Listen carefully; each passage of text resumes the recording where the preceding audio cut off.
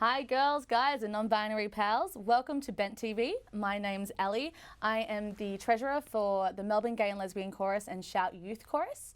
We're here today to talk about the Big Bi Bonanza. So I've got some friends here, as you can all see.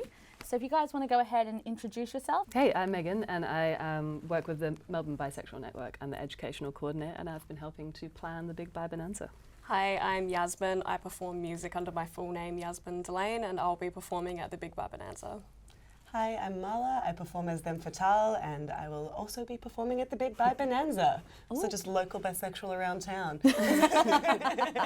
So for those who don't know, the Big Bi Bonanza is a celebration of bi visibility for Bi Visibility Day, happening on the 22nd of September at Kensington Town Hall. So starting at 1 p.m. if anyone did want to come along. But we're here today to talk about Bi Visibility and Bi Visibility Day happening the next day, September 23rd, just to kind of talk about why we think it's so important that we do have bisexual events like the Big Bi Bonanza. So just for me personally, I didn't know Bi Visibility Day was a thing till a few years ago. So I think it's really important that we have an event just to celebrate and make people know that there is other people out there like them. So do you guys want to give us a bit of information about why you think Bi Visibility Day is such an important event? I feel like, yeah, for a lot of reasons. I think for a lot of us, we don't have bi-specific community or people that we feel like understand this particular aspect of our identity. And it's been amazing for me finding it in the last year, and I feel like it's had a huge impact in how I feel about my own bisexuality, and it's really helped unpick a lot of my internalized biphobia and realize that it's okay to be me in that way. So. I feel like so often the pressure for bi visibility seems to be to carry your credentials around with you, like you have to prove something, and so having those experiences where you get to just be around other people who understand that experience, and there's a lot of bonding in that, and celebration, not just proving, I think is something that is a wonderful thing to have. Yeah, I think the opportunity to get together and celebrate that part of your identity with people that truly understand and get it is something that's really special and important. How much involvement do we all have with the bi community? So I know Megan is a part of the MBN, the Melbourne Bisexual Network.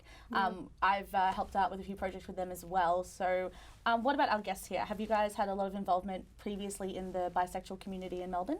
Not as much as I probably would like so far.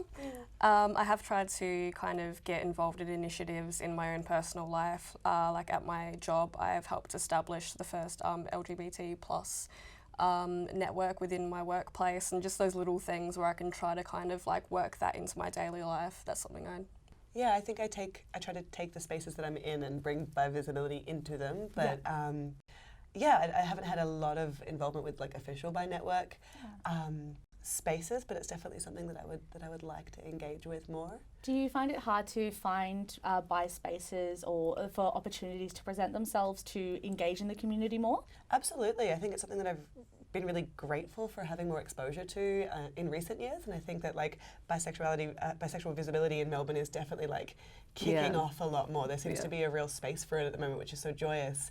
And I felt really late to the game with it, but it seems like a lot of other people are in that same boat of really coming to it. So much so, and I think it's really growing over the last little while, and I think we have some real amazing figureheads in the community, and people like Delcy of Unicorns, who is like an out and proud bisexual person, and it's been amazing watching them. And I think the more you see other people owning that, the more you feel like there's space for you to own it as well. And then that's been a big thing for me, particularly people like Ruby as well from MBN, who is my bicon. Very inspired by them, and seeing them own their bisexuality and be out and proud has been hugely like inspiring for me. It's also really nice seeing politicians like Senator Janet Rice coming out like that.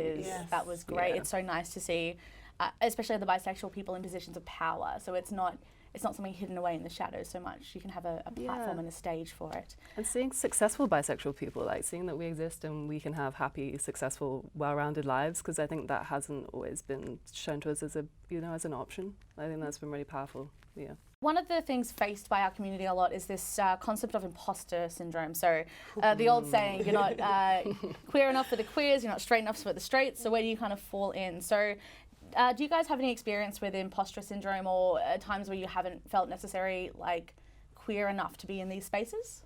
Story of my life. Oh,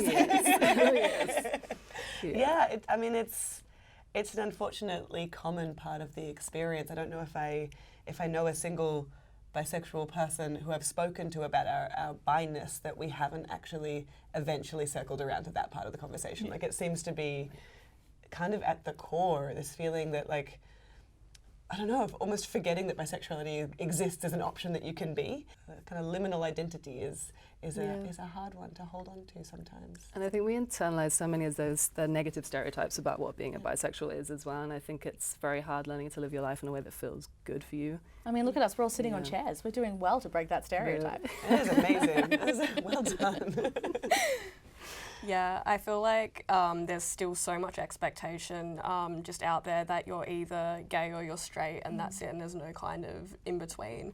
And I found that really difficult, you know, that kind of process of having to come out again and again and again. You know, you don't just come out once. You've got to continue doing it for each new person that you meet. And it's pretty exhausting because, like, you know, I've had people ask me in my life, like, so are you gay or are you straight? I don't get it. It's like, well, it's not one or the other. Neither.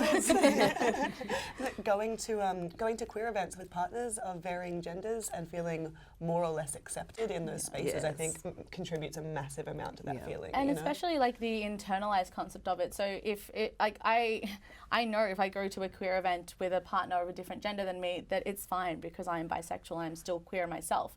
But then I also still question it, like, oh, should I bring this person along with me? Will people see me differently?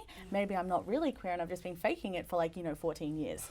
It's those recurring questions, like, you doubt yourself. Even when you know better. One of the most popular memes we've had on the Instagram was all about how you go online and feel validated after questioning your sexuality for the 27th time that day. And I feel that really struck a chord with a lot of people, this idea of, and it's like a constant internal conversation rather than, and then you externally live in the world and have everyone else's perceptions of what that is as well, and it's kind of exhausting. So if we had, say, one thing that the Big Bi Bonanza as an event wants to change in our community or change in this mentality, or what you want someone to take away, what would that be? For me, it's definitely community and how powerful and like empowering and kind of enriching that feels to find bi community. I definitely agree, you know, just getting together with people that are like you and just knowing that, you know, we're here, we exist, and, you know, this is us being visible. I think, community is so important, and also just the idea that, like, there is no bar of how queer enough you have to be to ride, you know, like, you are valid and you are welcome. Beautiful. Well, hopefully you'll all be joining us on September 22nd at the Big Bi Bonanza. We're really excited to see you. We have some wonderful performers who are going to be there that day. We'll be kicking off at 1 p.m. That's the 22nd of September, the Kensington Town Hall at 1 p.m. Thanks for tuning in to Bent TV. Lovely chatting with you all.